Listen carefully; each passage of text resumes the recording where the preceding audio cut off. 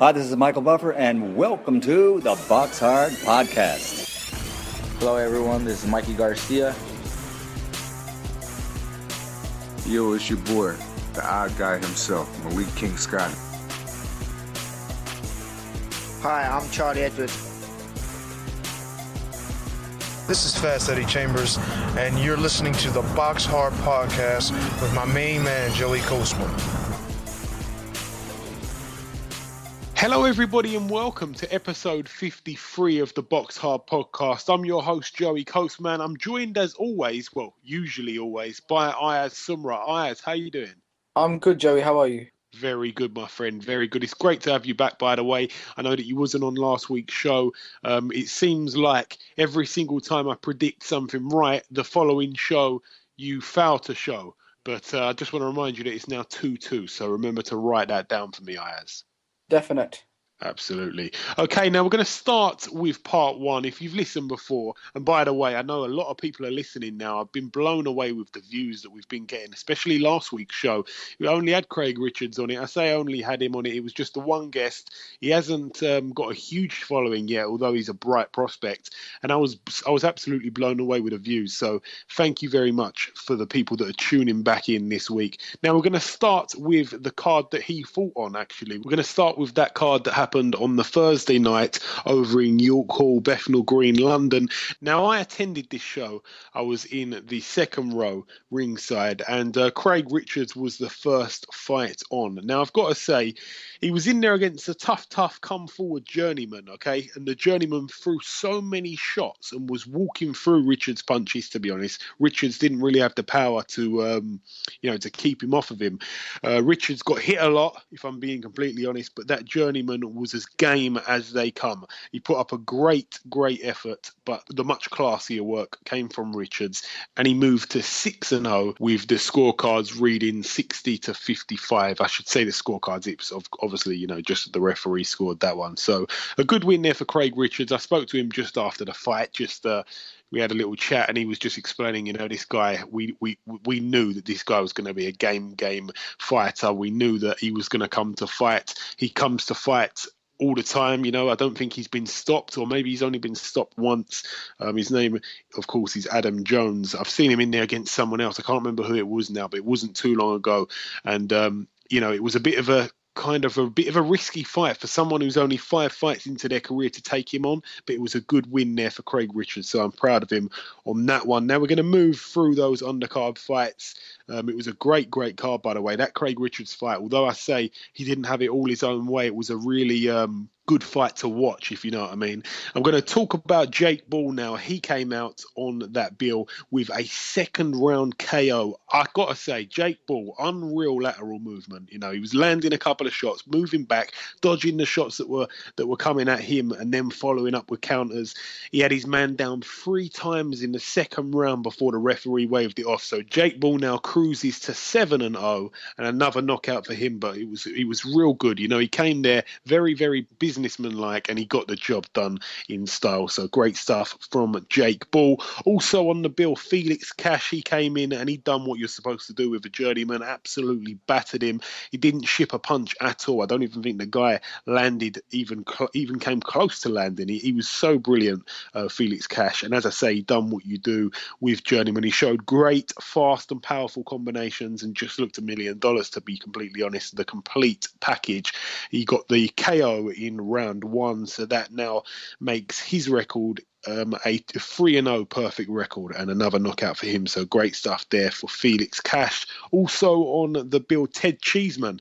Now I've got to be honest, Ted Cheeseman started quite slow, in my opinion. He gave his opponent time to get warmed into it. His opponent was very tough. He took a lot of his shots. Also, he had a good first couple of rounds, his opponent. But Ted, it seemed like he wanted to have a bit of a tear-up, a little too much. He enjoyed a fight in there a little too much. Over the course of the rounds, it was clear Ted was a much fitter man, and he wore his opponent down and eventually stopped him in the 5th round. He looked good doing so as well. So it was a classy performance from Ted Cheeseman.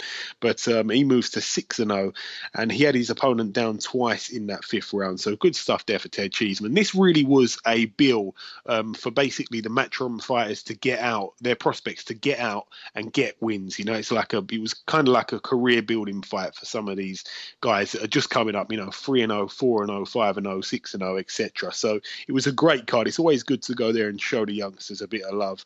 Reece Belletti was also on the bill. Now, he's a prospect that I've been big on for quite a while now. He put on a great display against his opponent, who was called El Jaguar.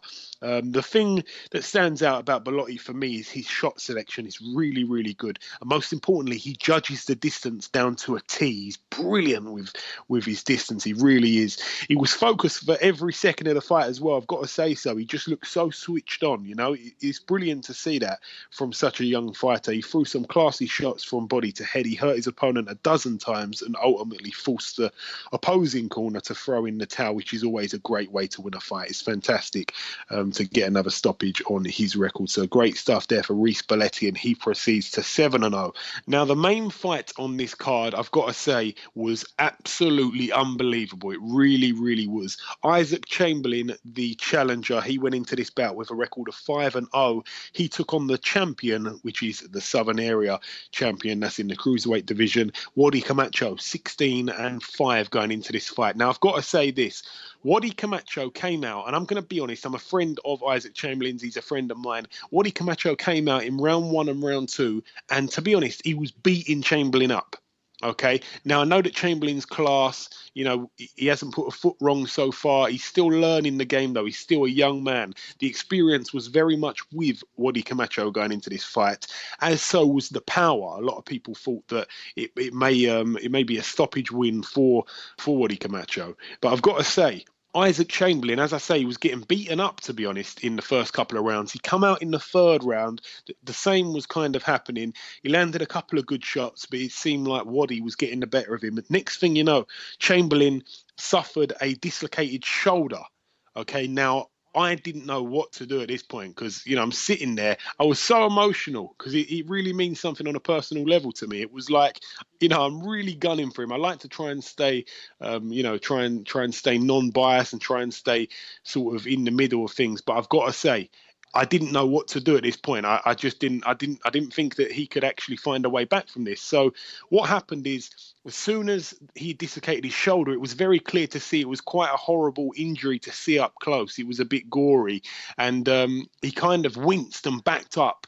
And then Wadi Camacho, like any good fighter should do, smelt a bit of blood and went for it. He threw absolutely everything. He tried to force a stoppage. He was throwing he just was absolutely going for him, windmilling at him, and he tried to get the stoppage. And the referee jumped in, and I thought that was going to be the end of the fight. I thought the referee was jumping in to conclude the contest, but he actually jumped in to basically say, let me kind of look at your shoulder. He looked at his shoulder, and of course it was in a bad way. And then he called the doctor into the ring. And once he got the doctor up in the ring, it took probably about 30 seconds. Isaac Chamberlain, you could see him sort of moving his shoulder, trying to really get it right. It was a bit gory to look at. You could kind of see the bones sticking up, like ready to pierce through his skin. It was really gory. And he was kind of moving it in circles and trying to put it back in place where it had popped out. And you could really see the expression on Isaac's face. He was going through such pain, he was looking up. His eyes were kind of like going boss-eyed. They were kind of flickering, and that only happens when you're going through some serious pain. You could feel it just looking at the look on his face. It was unbelievable.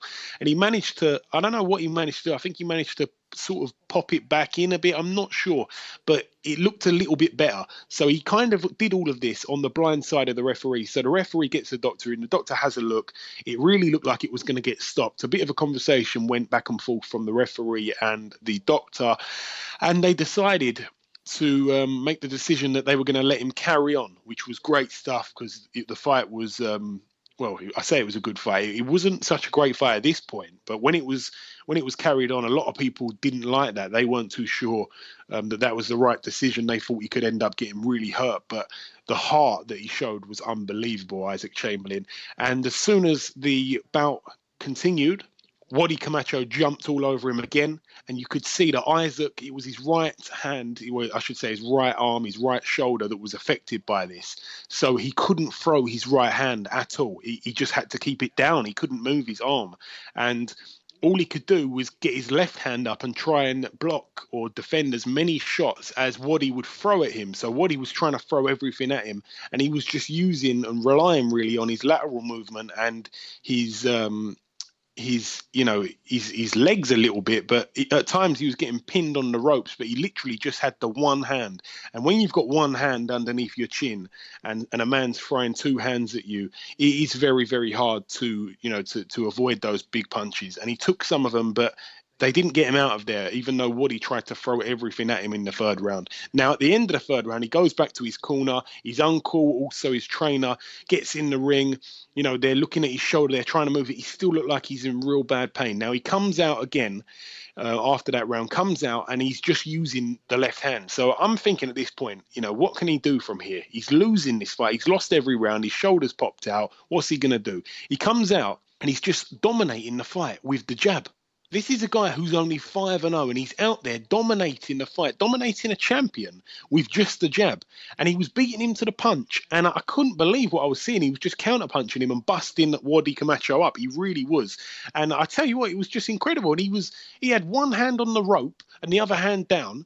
And then he's inviting Wadi in to throw shots at him, and he's ducking them. He was just absolutely mugging him off during parts of the rounds. That the next few rounds kind of went this way, and he was pumping up his fist to the crowd, and the crowd were going wild. The atmosphere was unbelievable. I've never seen anything like it, especially in a small hall show. It was incredible. You would have never known that we was only in York Hall, which can't even seat that many people. It was absolutely unbelievable.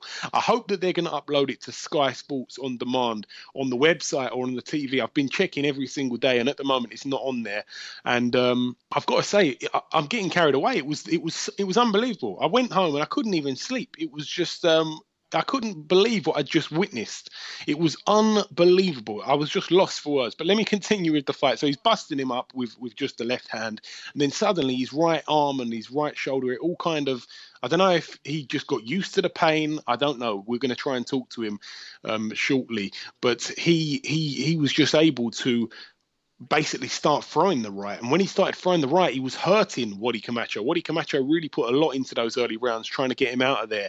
And it was an absolute masterclass and something that I did not expect, something that I don't think anybody in the building expected from someone who's only 5-0. He showed tremendous ability. His skills were unquestionable. And even though he's only beaten someone who's a Southern area champion, he just looked like the makings of a future world champion. And I don't want to jump the gun, but it's hard not to. He was that impressive. So I just want to say I'm absolutely over the moon with Isaac Chamberlain's performance. I've never seen courage like that from a prospect who's only in his 6th pro fight. It was unbelievable. I'm going to leave that there, but I've got to say it was the best fight I've ever been to live, and all the reporters and journalists and what have you that were seated near me were all saying the exact same thing. It was incredible. What a spectacle. And I can't believe it wasn't even televised live, but like I say, I hope it gets uploaded because it's a must see. It really is, boxing fans. It really is. So Isaac Chamberlain now 6-0,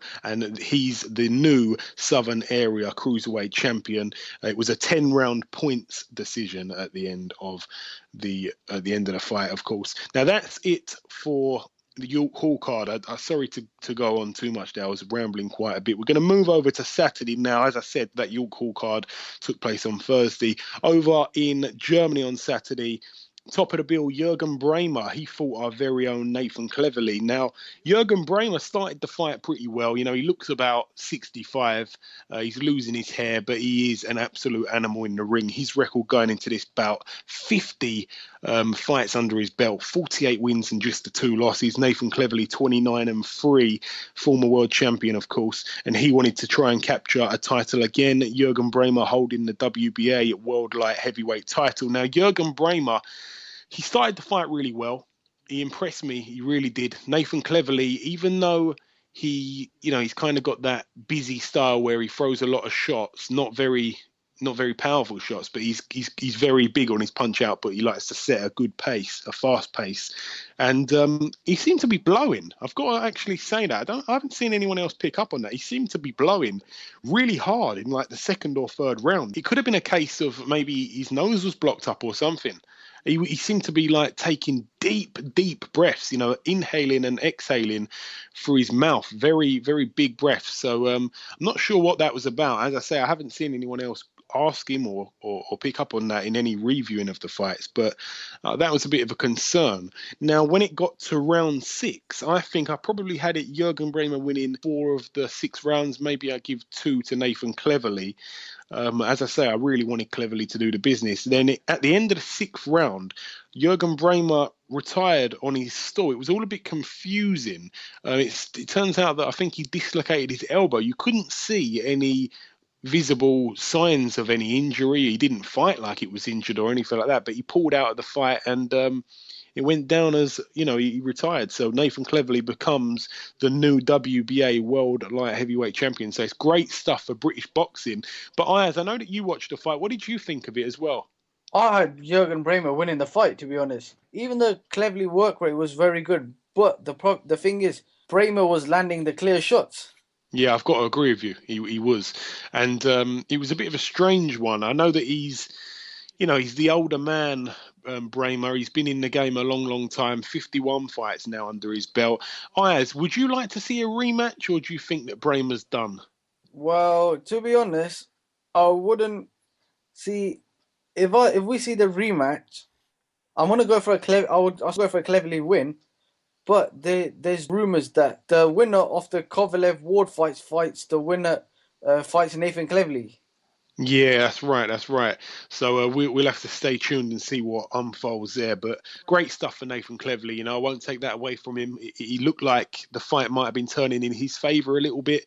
And like you say, he did set a good pace. And maybe he was cruising to a win. I know that the Sky pundits seem to think so. So I hope that they were right. And ultimately, I hope that was what was going to happen. He had Brähmer thinking a lot. Brähmer wasn't able to keep up with the fast punches that were coming in and the speed of Nathan Cleverly. But a good win for him. And as I say, I'm proud of him for winning that one. Also on that bill on the undercard, Vincent Feigenbutz. He's a Sauerland fighter. He moved to 24 wins. Of course, he's got the 2 losses with a KO win in the 6th round against Guillermo Ruben Andino, who had a record of 10 wins and 1 loss. It's now 10 wins and 2 losses. Also on the bill, our very own O'Hara Davies. He cruised to 13-0 with a KO in round 2 over Chakib Fadli. Now, his opponent, Fadli, he was absolutely awful. And I don't like to criticise guys too much. I don't even think he's a journeyman because he's got a winning record, 13-7 he was going into this fight. But he was dreadful. He looked drunk and his footwork was so bad. I don't believe the record. I almost think that the record's wrong. He was dreadful, man. He was, O'Hara was throwing shots and he kind of put his knee up, like his leg up, to try and block one of them at one point. It just didn't look like he'd ever been in a boxing ring before. He was dreadful. And footwork, I've never seen anything like it. He was complaining when the referee stopped the fight, and I couldn't believe he was complaining. It must have been fake because I didn't want to see any more, and I don't think he'd have fancied it. He was just getting beaten up in there. It was horrible. Also on that bill, but nonetheless, a good win for O'Hara. It's not his fault. He's beating the man who's in front of him.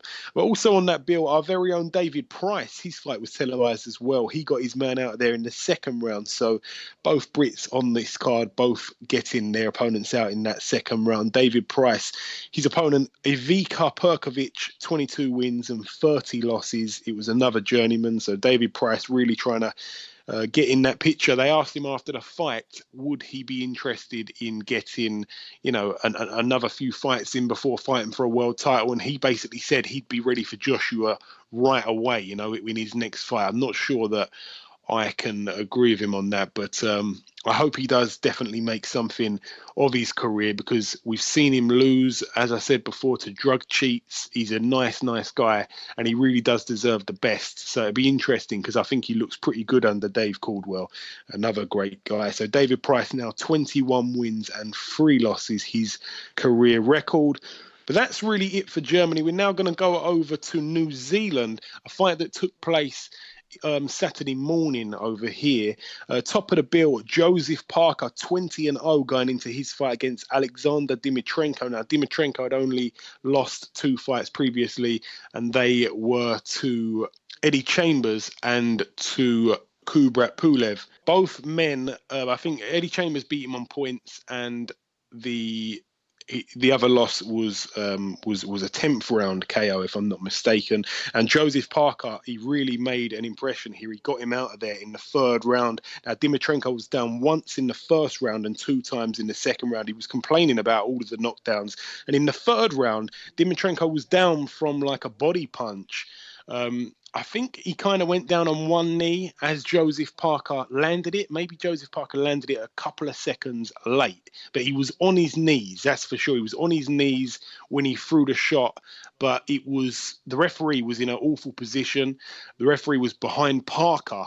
So, Parker, he's a big guy. He's between Dimitrenko, who's on his knees, and the referee. So I don't think the referee saw it, but he went down on his knee, and then he got hit with a body shot, and he stayed down. He really made a meal of it. He was losing every second of the fight, and I think he just wanted to try and find a way out, and he got that in the 3rd round. But it goes down as a 3rd round KO.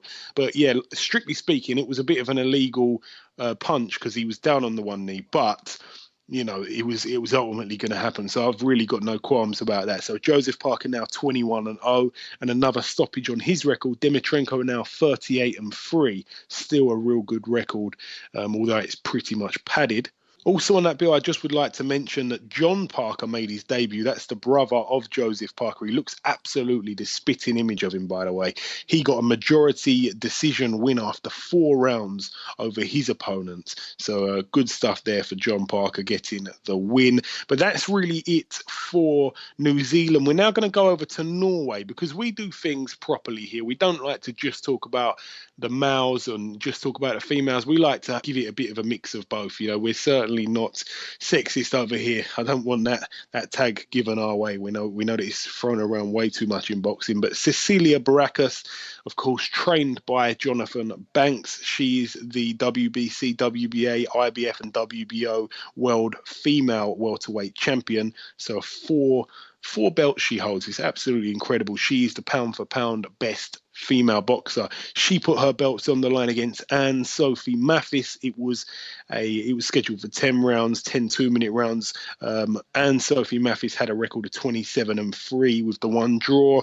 Barakas with her record 28-0, perfect record there, and she got her opponent out of there in the 2nd round. So a TKO win there for Cecilia Barakas. Fantastic stuff for her. I'm pleased for her, and of course for Big JB, her trainer. But that's really it for Norway. Just the one fight to mention over there. We're now going to go over to a card that took place in Glasgow. Just 3 fights I want to mention on this bill. Stephen Simmons, he picked up his 15th career win. Of course, he's got the 1 loss.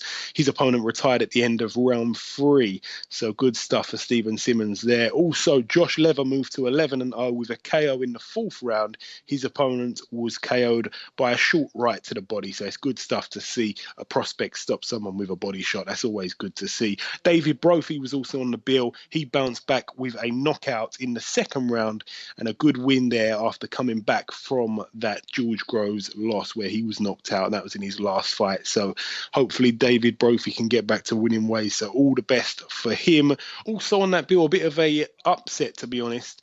Stephen Ormond was KO'd in round 5 by Zoltan Sazabo. Now, Stephen Ormond, 21-2 going into this bout. He was down in the 1st round, so a real bad start for him.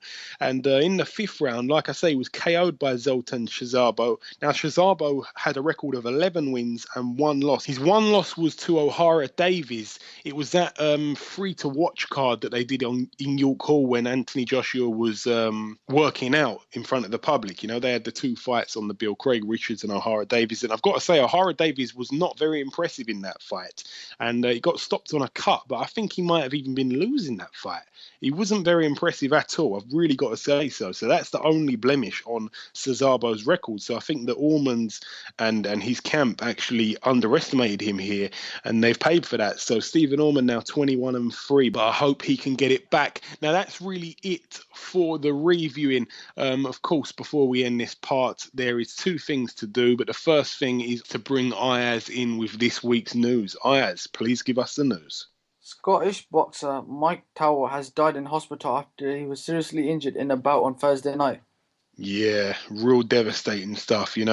This doesn't happen often in boxing, and it's good. It's good that it doesn't happen very often, but it does happen once or twice a year, and that is too often. It's a dangerous, dangerous sport, and we're reminded of how dangerous it is when these events occur. It's devastating for the family. It's devastating for the boxing world. It really, stuff like this can really make people fall out of love with the game, and that's not what we want to do. But you know what?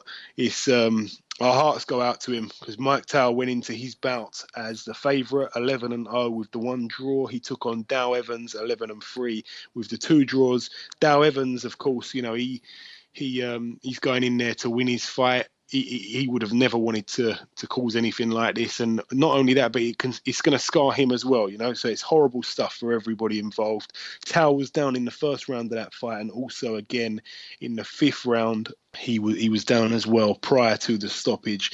He was carried away from the ring on a stretcher and taken to hospital, and he died late the following day. So it's devastating, and it hurts me to have to announce that has happened, but it has. And as I say, on behalf of the Box Hard podcast, myself and Ayaz, we're very, very sorry about the loss, and our hearts go out to Mr. Mike Tower. May he rest in peace. Billy Joe Saunders will make the first defence of his WBO World Middleweight title against Artur Akov in Cardiff on October 22nd. Yeah, I've got to be completely honest. I'm a bit disappointed with the opponent. I don't know nothing about him, so I've really got no comment on it. I'd have to look at BoxRec, and I don't have BoxRec in front of me, so I can't say anything about him at the moment. I'm sure we'll preview that fight when it's closer, and I'll know a little bit more about his opponent, but I haven't heard of him. A lot of people have been taking to Twitter to talk about that, namely Dan Rafael. And a lot of people are not very happy with this. But listen, he's been out of the ring for quite a while now. He won the title last December, and it's been, well, by the time the fight comes around, it would have been 10 months out of the ring. And obviously he's had an injury in that time as well, Billy Joe. I think he may have even had two. So, I've really got no qualms. I'm a big fan of Billy Joe, but I'm excited to see him get back in the ring, whoever the opponent is. Is there any more news for us, Ayaz? Finally, Tyson Fury made an announcement he retired. A few hours later, he reinstated, said that he's not retired. Yeah, it's we've seen Tyson Fury say a few things recently. Just for those listeners that may not quite know, I'm just going to give you a real, in a nutshell, timeline of what has gone on. So basically, he was scheduled to fight Vladimir Klitschko back in July, and that fight got put off because Tyson Fury had done something to his ankle. I think it might have been sprained his ankle, or he'd done something, I'm not sure what it was, might have fractured it. It might have even been that serious, but whatever it was, he had an ankle injury. It was quite gory looking from the photos, and that fight was pushed back to October the 29th. So it was like, like a 3 month, we had to wait a further 3 months. And that was a bit hard to swallow, to be honest, at first, because everybody was looking forward to the rematch. And then it seemed like the fight was going to happen. And then all of a sudden, a few weeks out from the fight, he pulled out of the fight, and he'd been deemed mentally unfit to fight in that match. So the rematch was once again postponed with no date at the moment, so it was just cancelled. A lot of people, of course, bought tickets, had booked hotels and stuff like that, booked flights, and the fight had been called off for a second time. So Klitschko was very angry about this, but we haven't actually had any kind of official statement on what has actually happened. We haven't actually seen any factual evidence of what's going on. I've just seen an interview with Peter Fury saying that he's deeply depressed, and I'm a huge fan of Tyson Fury. I really, really am. It'd be hard to find a bigger fan of Tyson Fury than myself. So I just want to say a little message to Tyson, if anybody from the Fury camp is listening, which I very much doubt so. But I just want to say he's, at the end of the day, his health is the most important thing here. I really want to see him get back in the ring, but more important than what I want is what he needs, which is the help that he's looking for. I know he's seeking some kind of help, but I really hope that it gets sorted out and we can see him back in the ring doing what he does best, because he is the number one heavyweight in the world right now. And I don't want to annoy people with that statement. That's my opinion. But as they say in boxing, to be the man, you've got to beat the man, and he beat the man in Vladimir Klitschko. The other champions right now, Deontay Wilder and Anthony Joshua, well, they beat Bermane Stiverne and they beat Charles Martin, and both of those guys weren't considered the man. Vladimir Klitschko, one of the longest reigning champions in the heavyweight division ever. So it was brilliant when Fury went and done it in his backyard in Germany. So he's the man right now, and you can't argue with those facts. But yeah, I do want to see him back in the ring. I hope it gets cleared up. And next thing we heard is that he failed some kind of drugs test. He'd been tested positive for being under the influence of cocaine. Again, I'm not sure if this is official, but it's what's been said. Tyson Fury then took to Twitter and basically cropped his face onto a picture of Scarface back in that film when he's sitting behind a desk with a mountain of cocaine in front of him.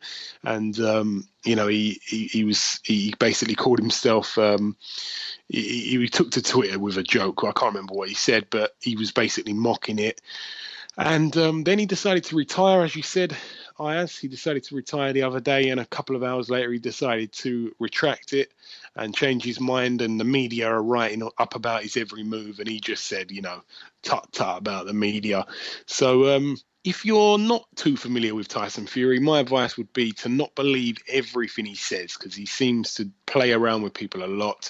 It's not good, but once you kind of know what to expect from him, which is very hard, by the way, because you never quite know what to expect from him, but he is, he's full of surprises. So don't be shocked and don't take to heart what he says. He says what's on his mind or what he's feeling at the time, but that's not necessarily what he's going to go down. So I wish him a very speedy recovery with things, and hopefully we see him in the not too distant future. I really hope he doesn't get stripped, but I can't really blame the governing bodies at the moment if they were to strip him, and that's me being completely honest. We need to see a champion defending his titles. The fight's been put off twice now, and to schedule it for a third time, are people going to be buying tickets confidently? I'm not too sure, but we'll leave that there. I've been talking about Tyson Fury for quite a few minutes there. Is that it for the news, Ayaz? Yes, that's it for the news. Okay, well, before we end part one, there's now one last thing to do, and that, of course, is to welcome our first guest. Ladies and gentlemen, please welcome the new Southern Area Cruiserweight Champion, Mr. Isaac Chamberlain. Isaac, welcome back on the show, my man. Yes, how you doing, mate? Yeah, I'm good, mate. I'm good. Now, before we go into detail about your win last week, and when we do that, I'm going to try my best to not get carried away. How good does it feel to be the new Southern Area Cruiserweight Champion, firstly? Yeah, it feels good. It's just another stepping stone to winning the world title, to be honest. Waddy had the belt, so I wanted to take it off him to move on to bigger and better things. Okay, short and simple answer. Now, let's get down to it, Isaac. I'm going to be honest with you. You had an awful start to that fight, in my opinion. You started pretty slow, and Waddy was able to nick the first couple of rounds. I try not to be biased, but as you're a friend of mine, I got to be honest, I was worried at that point. Then to further worsen the situation, your shoulder pops out of place. In a nutshell, Isaac, what caused that? Was it a punch that Waddy threw, or did it just pop out when you threw a punch or something? No, I threw a punch, and then it bounced off his head, and then it kind of caused my shoulder to go into the wrong direction. Right, I got you. It was like, what the hell is going on here? So it was kind of like a trauma. It was like trauma, man. It was like, I was like shocked that it came out and all of this was happening. Then obviously he jumped on me and everything. So I had to just weather the storm and try and get it back in place. Yeah, for sure. No, I understand that. Now, nonetheless, you winced straight away. You clearly backed up. You was hurt by the shoulder. Waddy then done what most fighters would do, as you just mentioned. He smelt blood. He threw everything but the kitchen sink at you and tried to force a stoppage. The referee jumped in what I thought was going to be the end of the fight for a few seconds. Obviously, he had a look at you, then he called the doctor into the ring. You turned to the blind side of the referee, and I could see the excruciating pain you were going through, attempting to try and get your shoulder back in place. I don't know if you managed to do it successfully in the few seconds that you had before the doctor got in the ring, but when he had a look at you, he decided, him and the ref had a little conversation. I wasn't sure what was going on, and they decided to let you carry on. Waddy, again, he jumped on you, and you seemed unable to move your right hand, your right arm for a while. You was able to weather the onslaught by just relying on your lateral movement and using your left hand while sitting on the ropes. The end of the round, I've got to be honest, I could not see a way back, Isaac. I really couldn't. I was starting to worry. I think it was a bit of a bad start. Then the shoulder goes. In my opinion, it was going to be a bit of a mountain to climb, one that we hadn't seen you do thus far because you've only had a handful of fights. Not to mention you had a cut eye as well. Isaac, what the hell happened in that corner? Because you came out fighting like Pernell Whitaker. I just had to adapt. Listen, great champion, they adapt to whatever circumstances are thrown at them. You adapt. Like, I've been a guy that's adapted his whole life. I had the best growing up, but I had to adapt to suit myself, adapt to survive and come out on top. And that's exactly what I did. It was unreal. Yeah. It was unreal. Yeah. Now, I get back onto the fight. You started busting Waddy up with just the one hand. You were egging the crowd on. The atmosphere was something I'll never forget. Even in York Hall, it felt like we was in Wembley Stadium. You showed some insane skills. You were literally beating him up with one hand. This continued for a few rounds, and I give credit to Waddy. He landed some good shots in those rounds, but he was being made to look bad. You were pot-shotting him and counter-punching him, and you were just landing on him pretty much at will. Now, at some point, it seemed like your right arm was magically healed, and you was letting it go, and you was hurting Waddy. Both of you seemed tired in the later stages, which I think played in your favour, because although you hadn't gone 10 rounds prior to this fight, you paced yourself smartly whilst Waddy put everything into the early rounds, trying to get you out of there. Isaac, you were unbelievable, man. You were. And I don't say that about no other boxers often at all. I was speechless. I was ringside. I was writing notes down for every fight on the undercard. I was looking at all the undercard fights, writing notes. I couldn't even write one word about your fight because I couldn't take my eyes off of it. Unbelievable. Yeah, every other person must have been thinking, like I train just like everyone. No, I train like a real champion. Even though I ain't been 10 rounds before, but I've been sparring 10 rounds. I've been doing my 6-mile, 7-mile runs, and then doing the sprints, doing the 1,000 sit-ups, doing the pull-ups, the push-ups, all the strength and conditioning training. So I've been training like a champion. And when this fight came up, I just trained even harder because I really wanted to win. It's the will to win. And most people, they don't succeed because of their fear of failure. And I wasn't scared to fail. I was going in there and making sure that I win. And like I say, that look on your face that I could see when you were trying to get your shoulder back in place, I could see on your face, it was almost like you kind of looked losing in the face. You thought, I am not losing this. No way in the world. And like I say, it was crazy. It was like an angel touch you. Everyone close to where I was sitting in the press rows all agreed with each other that was the best fight that they'd ever seen live. In my opinion, it's the same for me. Obviously, it went the distance. You were very, very close to stopping him at one point. Are you happy with the way it turned out, or are you a little bit annoyed that you didn't get that stoppage? Yeah, I'm happy with the way it turned out. Obviously, I really know that if I had two hands, I would have knocked him out. Definitely. If I had two hands, I would have damaged him. But, I'm kind of glad that it kind of went this way because it shows everyone the resilience that I have, the toughness that I have, the way that they know that I can grit down and put the work in, So, I mean, I was warming up into the fight in the first 2 rounds. That's what I do. The first 2 rounds, I just see, okay, he's throwing this punch, okay, he does this when he goes over to this side. So I started to realize it, and I was like, okay. That's why you saw I was kind of nodding my head a bit. I said, all right, I'm starting to clock you now. I started to clock you now. Okay. Now, I don't care what anybody says. You'll never see a fight like that for the Southern Area title. It just doesn't happen. Now, firstly, you know yourself and you know what you're capable of. But we don't as an audience, as fans and what have you. In your humble opinion, did you impress yourself at all? Or did you find out something that you didn't know about yourself? Or did you know that you could have done that? Did you surprise yourself at all? I 100% knew that I could do that because of the way I train in the gym. because of the way I train in the gym, because of the fact that I can't go a day without thinking about wanting to be a champion. You know, I'm always focused on watching tapes and trying to study and get better. You know, it's not the boxing is not to me like, it's not just going to the gym and then forgetting about it when I leave the gym. No, I still think about boxing when I'm going home, when I'm on the way home, watching tapes, seeing how do I get better, how do I do this. I live the life of a true athlete.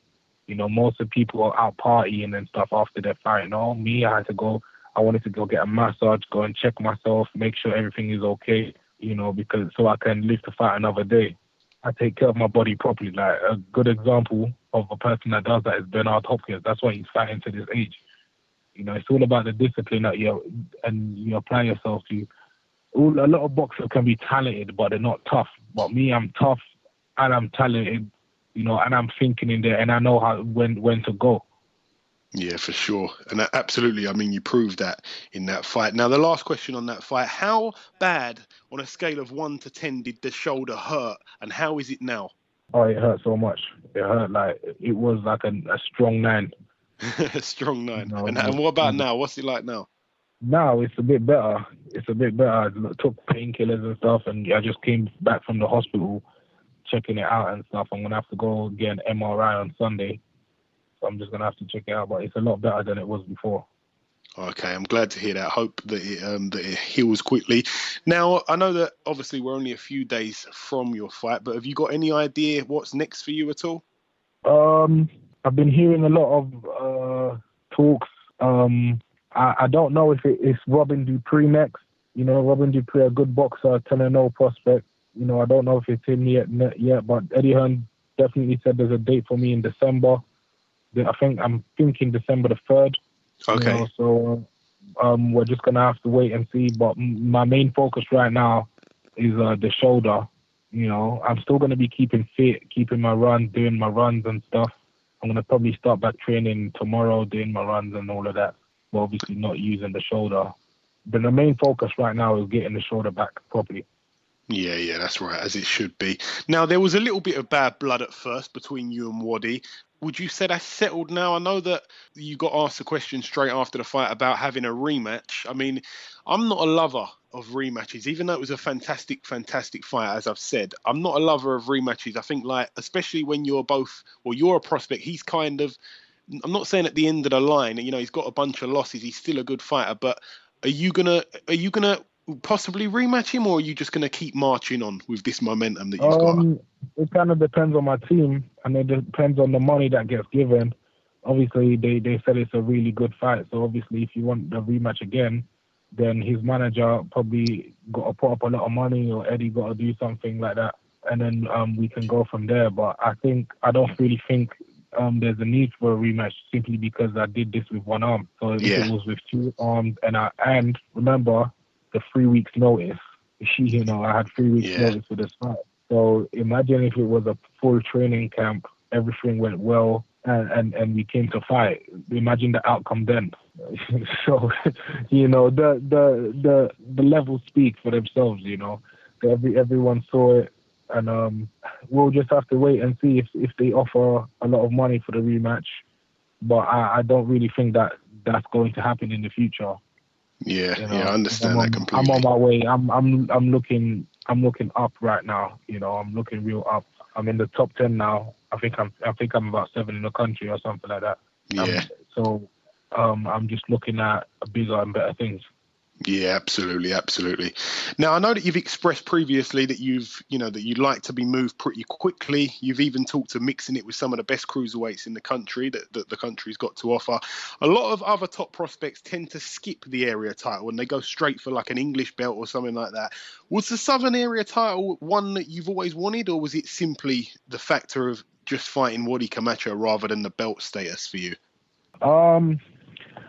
It was basically it's not a belt that I always wanted, to be honest. It was just a title so I could start moving forward, you know, because I realized, you know, there's no point fighting, you know, journeymen to build up a padded record, because I see certain boxers they're kind of high up in the ratings because of the amount of fights they've had. with these journeymen, it's making them go high in the ratings. And I'm thinking to myself, you ain't fought a credible opponent. And I've been doing it the hard way. The third fight, Martin Granger, 14 wins, 5 losses. Second test, Russell Henshaw, 7 wins, no losses, 4 knockouts. The third one, Wadi Camacho, Southern Area champion, prize fighter champion. And it's not like I'm making them look bad, because they're not bad boxers. They're actually pretty good boxers. But the fact that I'm working hard and I believe in myself, knowing that I can beat these guys, just shows the talent and the level where I belong. Yeah, it absolutely does. Now, moving on from that, also, Isaac, strangely enough, boxing is huge at the moment in Brixton, with Dillian Whyte taking on Ian Lewison in a few days' time, or 1 day's time. How do you see that fight playing out? It depends, Ian, first 4 rounds, we could, he's very, very dangerous. It depends what type of tactics both of them use. Or it's a kind of a pick and fight, because it's heavyweight boxing at the end of the day, So it's kind of, I don't really know where to go here. And you just don't. Both of them are my friends as well. Yeah, I was gonna say you just don't want to upset one because you live around the corner. Yeah, man, they come to my house, man. Okay. And lastly, Ward against Kovalev. I know that's a fight that you like. I know that you're a big boxing fan yourself. I know that would be one that you'll be paying attention to. How do you see that one going? I think that you favour Ward in this one, right? Yeah, Ward outclasses him easily. Not easily, but Ward outclasses him. I don't think he'll have the answers for what Ward has to offer. Okay, now lastly, is there anything that you want to get off your chest at all before I let you go, Isaac? Anyone you want to thank or anything like that? Any message you want to get across to anyone who could be listening? I just want to thank all my supporters that believed in me, all my fans that knew that I had something in there, because there was a lot of people that were saying, yeah, Isaac Chambers is good, but Isaac's good, but but I just want to thank all the fans that supported me, and that stuck by me. I want to thank my cousin Ashley. Because he sticks by me a lot. He's a great member of my team. My uncle, all my sponsors, MJ Marbella, Equilibrium Boxing. My physio, Michael Offo, that's done tremendous work on my shoulder so far and leading up to the fight as well. So just everyone. It's a great team, and we're going all the way to the top. Absolutely, my man. Okay, listen, Isaac, it's always a pleasure speaking with you, my man. I put my hand on my heart when I say you were out of this world with that win, my friend. I'm more than proud of you, and we'll speak again soon. Take care, you too, man. Okay, now it's time for part 2 on this week's show. This part, we start, as always, with the preview part. Now, just before we actually jump into that, I just want to mention a funny name fighter from last week. I've got a result for you, and it's not one that I'm very happy with, to be honest. It happened over in Philippines. The champion of last week's funny name fighter segment, Benji Sugarnob, he took on Roldan Aldea. Now, Roldan Aldea, 9 wins and 3 losses with the 1 draw. He got in there against 10-5 with the 1 draw record, Benji Sugarnob. And Benji Sugarnob retired. Apparently, he actually retired in the first round. So believe it or not, it goes down as a retirement in round 0 because it hadn't actually been 1 round yet. So he retired in the first round. So it goes down as a round 0 retirement win for Roldan Aldea. I'm not sure what happened here, but Benji Sugarnob, I hope he's back, and I hope that we're talking about him one day because it's a name. He is a truly, truly brilliant name. But we're going to leave that one there. But it's a shame because all these funny name fighters keep getting beaten up, and it's quite horrible, to be honest. But we're going to leave that there. We're going to move on to the preview part. We're going to start with a card that's taking place on Friday night. That, of course, is Friday the 7th of October. Top of the bill, Dillian Whyte, the body snatcher, 18-1 his record. He takes on Ian Lewison, 12-2 with the 1 draw. Now, they're both from Brixton, so these guys probably live closer than any other 2 boxers that have probably ever fought professionally. They really do live literally 2 minutes apart from each other. So it's quite incredible that they're deciding to take their beef, which kind of has expanded outside of the ring. It's kind of got quite personal. Both men said a lot at the press conference when the fight was announced. There was a juicy press conference where they both were really going quite hard with the insults and stuff like that. There was a lot of comments about girlfriends and so, and they're deciding to take this to Scotland, which is quite incredible. It's happening over in Glasgow, as I mentioned, at the Hydro Arena. So Dillian Whyte against Lewison. It's for the vacant British heavyweight title. It's good to see this belt. Finally, someone's gonna hold the belt. Dillian Whyte has wanted to fight for this belt for quite a while now, and I think it's a tough ask for Lewison, if I'm being completely honest. Ayaz, do you share that opinion as well? Yeah, I think it's a tough ask for Lewison. I think Whyte is going to stop him. Would you predict a round on it? I'm not going to predict a round, but do you reckon early or late? I'm going to go in the middle rounds. Okay, yeah, I think I'm not going to, we're not going to make this a prediction because I don't think the fight's really big enough, to be completely honest, to press for one. But I think he probably does stop Lewison here. And may the best man win. I've got nothing against Lewison. I've got nothing against Whyte. I'll be completely honest, Dillian Whyte actually blocked us on WhatsApp. So, to be honest, if Lewison won, I wouldn't be complaining. But the best of luck to both men. And, Dillian Whyte against Ian Lewison, it's going to definitely be, a bit of an exciting fight, because these fights that are built up on hype, they really are. It's highly anticipated. None of that matters when the first bell goes. So it'd be interesting to see what unfolds. Also on that bill, Scotty Cardle hasn't looked too great in his last couple of performances, to be completely honest. I'm sure that he will admit that. He'll admit that. He'll be the first person to admit that. But his record 20-0 with the one draw. He takes on Kevin Hooper 19-3. It's for Scotty Cardle's British lightweight title. So I think he's going to be very, very switched on. I think he wants a good, convincing win that he's been missing in the last sort of 18 months or so. And also on the bill, of course, I say top of the bill being Whyte and Lewis, and I think this really is top of the bill. I've kind of announced it all wrong, but top of the bill, Ricky Burns, 40 wins and 5 losses with the one draw.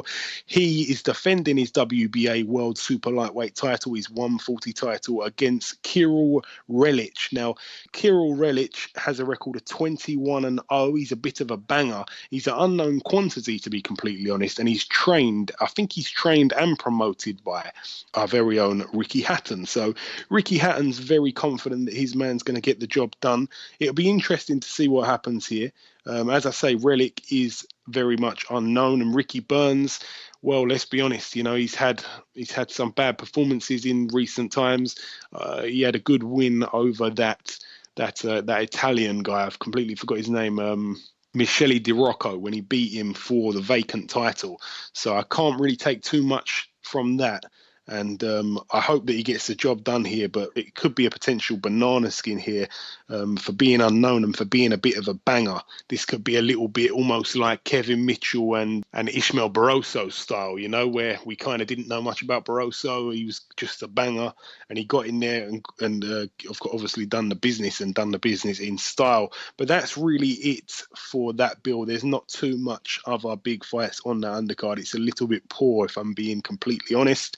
That's it for Scotland. We're now going to go over to California, Los Angeles, in the Belasco Theatre. I just want to mention that Diego Magdaleno's on the bill. He is trying to bounce back from that devastating loss, to be honest, the devastating knockout win where he got absolutely flattened from the first bell by Terry Flanagan, which was a great win. He's back out here in a 10-rounder against Art Hovhannissian, who has the record of 17 wins, 2 losses and 3 draws. So I hope that Diego Magdaleno can get the job done.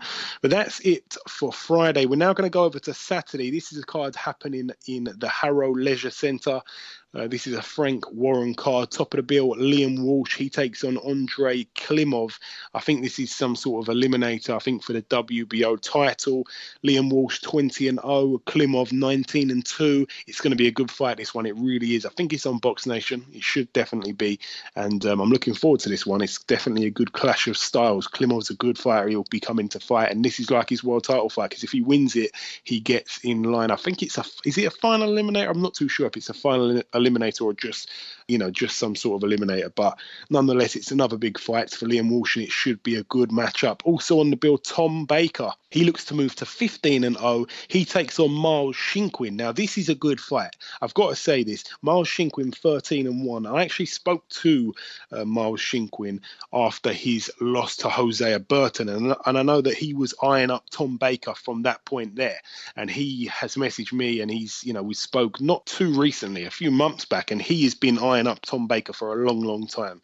So I know that he's definitely very, very prepared, and he's very confident that he's going to get the job done here. So all the best to Miles Shinkwin. I hope he can pull it off, but it's going to be a good fight. Tom Baker, very good with his distance as well. That, of course, is for the English light heavyweight title. That's the belt held by Tom Baker. Also on the bill, West Ham fan Sammy McNess. He looks to move to 6-0. He's a bright prospect. Boy Jones Jr. looks to pick up his 10th career win. Of course, he's got that one draw as well. Archie Sharp's also on the bill. I tell you what, he really lives up to his surname. He is very sharp. He looks to move to 6-0. His opponent, a journeyman, but someone that should come and give it a go for sure. And Archie Sharp, he brings a lot of support as well. He's actually a really good fighter. So all the best to him. Also on the bill, Prince Patel's on this one. I hope they show his fight on Box Nation. It's been very, very hard to find any footage on him. He looks to move to 4-0. It's been a bit of a slow start for him. Of course, he's got that one draw, but he takes on his opponent, Patrick Bartos. So as I say, I hope that they show this fight on the air. It'd be good to see Prince Patel. And of course, this is at super flyweight. So it'd be interesting to see how Prince Patel gets on here. His opponent, pretty experienced and not a bad record. As I say, 8 wins and 10 losses for Patrick Bartos, but that's not no humiliation record whatsoever. So interesting stuff for that fight there. Also on the bill, Mitchell Smith. Now, he's been scheduled to fight on a few cards now, and on the night he's ended up not fighting. His opponent is to be announced. And remember, we're only a few days away now. I really hope that fight happens, because he keeps turning up with his boxing kit and it ends up not happening. So I feel a bit sorry for Mitchell Smith, and he's really just trying to put on a couple of impressive performances. He had a good run of momentum, and it was stopped against George Jupp in a fight that he really didn't look prepared for, to be honest. He really didn't look himself in there at all. He was terrible that night, if I'm being completely honest. But we know he's a good fighter, so it'd be good to see him get back out again. It'll be almost, I think it'll be 10 months come fight night since he last fought in that loss. So I know he's been desperate to get back out. It must be very, very, very frustrating turning up to fight, and for whatever reason, it hasn't ended up happening. And of course, he's a draw himself. He's got a lot of fans, and to be honest, on the whole bill, I'm really looking forward to seeing him. So I really hope that his fight does end up taking place. But that's it for that fight. I hope that his opponent, gets. I hope that fight ends up happening. I hope his opponent ends up getting finalised and sorted in the proper way. And lastly, also to mention, we don't usually mention guys that have only had one fight, but we are going to hear Charlie Driscoll, 1-0 his record at the moment. I remember watching his debut. He was very impressive. He brought loads and loads and loads of fans to York Hall, and they were going absolutely crazy. So it's great to see a young fighter with so much support behind him, and I hope that he can get the job done. So best of luck there for Charlie Driscoll from myself, and I hope he moves to 2-0, but his opponent is also yet to be announced at the moment. Now, the last fight that we've got to mention, it's a fight happening over in Las Vegas, Nevada, USA. Top of the bill, this card, a Mayweather Promotions card, if I'm not mistaken. Ashley Theophane, 39 wins and 7 losses with the one draw. His opponent yet to be announced, but Theophane looking to make a mark once again. Of course, we've seen him come up short against Adrian Broner, but he put in a good account of himself in there was a bit of a strange ending to that fight, I remember. So Ashley Theophane, a good fighter, and I wish him all the best. He's a truly, truly nice guy. But that's really it for the reviewing on this week's show. That's all we've got time for. It's now time to conclude episode 53 of the Box Hard podcast. We've been doing this show for just over a year now, and it's been a great year. It really, really has. With your continued support, I'm sure that we'll have many more great years. It's been a pleasure delivering this week's show to your ears. Please keep up the listens and the views. We've been blown away with the great views lately. It really has been tremendous, and I'm thankful for that. Remember, you can also listen on iTunes. If you've ever got the time, please drop us a review on there. And remember, you can always get involved in the conversation via Twitter if you'd like a shout out or to give a fight prediction, anything like that. Our Twitter is @BoxHardPodcast. I'd like to thank our guest on this week's show, our one guest, Mr. Isaac Chamberlain. And as I always say, the biggest thank you of all goes out to the listeners that make this show what it is. We'll be back next week with another big show, as always. Until next week, my friends, take care.